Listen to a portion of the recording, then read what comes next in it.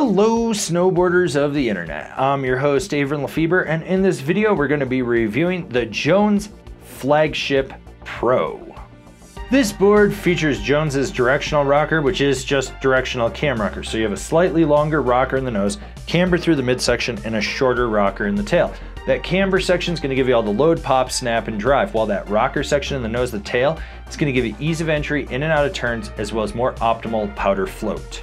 This board is available in 158, 161, 162 wide, 164, and 165 wide.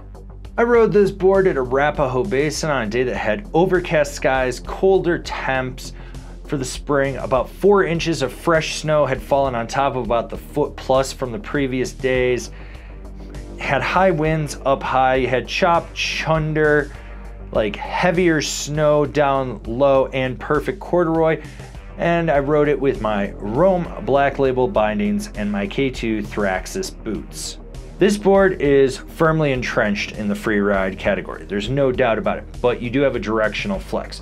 So it's softer in the nose and it progressively stiffens back up to the tail, with the tail being the stiffest section. With that nose being a little bit softer, you've got that longer rocker and you got that Koroyd in the core as well. Torsionally, it takes a little bit of effort to just twist this board to get it to engage, and it's got a quick rebound to it. You're gonna feel that. When it comes to stability, this board is smooth. I don't mean damp, I mean smooth. That Koroyd in the nose helps dissipate some of that chatter that you're gonna get, and then those impact plates underfoot do a great job as well. So when you're going at high speed, if you notice there's a little flap, you're really not gonna feel anything. You get into rutted out terrain, this board plows through everything in its path and stays on top of it.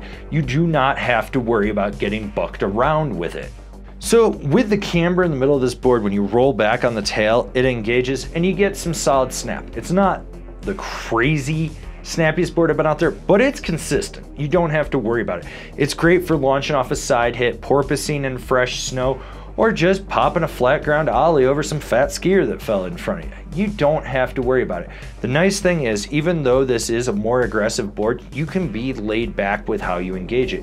You do not have to worry about bringing your A game to always load it up right before you pop off of a side hit or something. You can just sort of be rolling along and then be like, oh, I want to hit that, and just be like, boop, and there you go. You do not have to just be totally assertive with it and always aware of where it is. Okay, so we're somewhere in the middle of this review. Maybe we're halfway, maybe we're a little bit more, but I need you to do something for me. Go down and click the thumbs up. And if you haven't already, while you're down there, why don't you subscribe, click the bell, get those notifications. That way you're not missing any of the programming we have coming out for you. Obviously, this board's a little stiffer. It's gonna take a little bit more work. You also have that longer rocker in the nose. So if you pop a 180 and you press into it, you're gonna press a little bit harder and it's gonna engage. Look for some fresh snow, it's gonna be ideal. You're doing it on some corduroy or firmer, you might wanna press a little harder than you think. What's nice is there is rebound out of this, so when you do that 180 onto your nose, it's gonna pop back out. With the tail, it takes more effort, it's stiffer. You're gonna end up sitting with all your weight right over this organic speedboat, aka a Flagship. That's what that logo is. It's an organic speedboat. Uses natural, reoccurring power to get speed.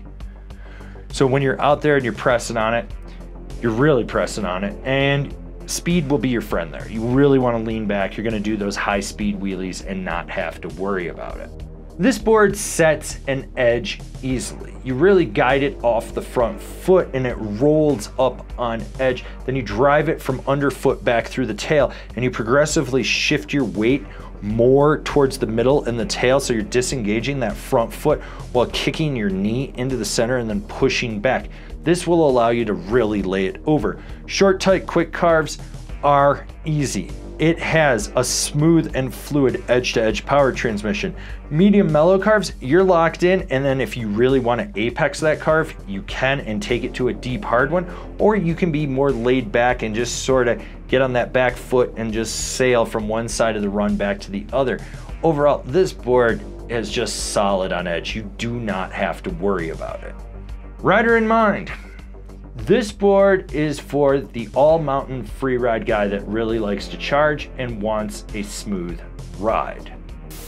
Like what we're doing over here? Want to support us further? Swing on over to Angry Snowboarder VIP and become a member. Sure, I could tell you more here, but I got a video over there that explains it so much better.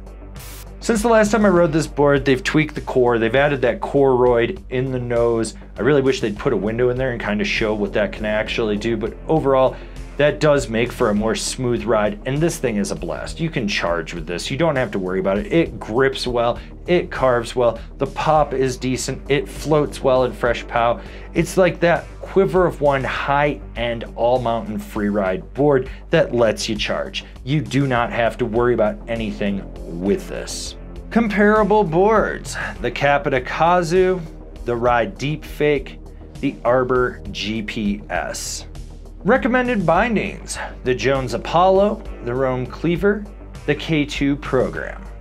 This has been my review of the Jones Flagship Pro. Not quite feeling it? Why don't you check out one of the other reviews for one of the recommended boards I just gave you.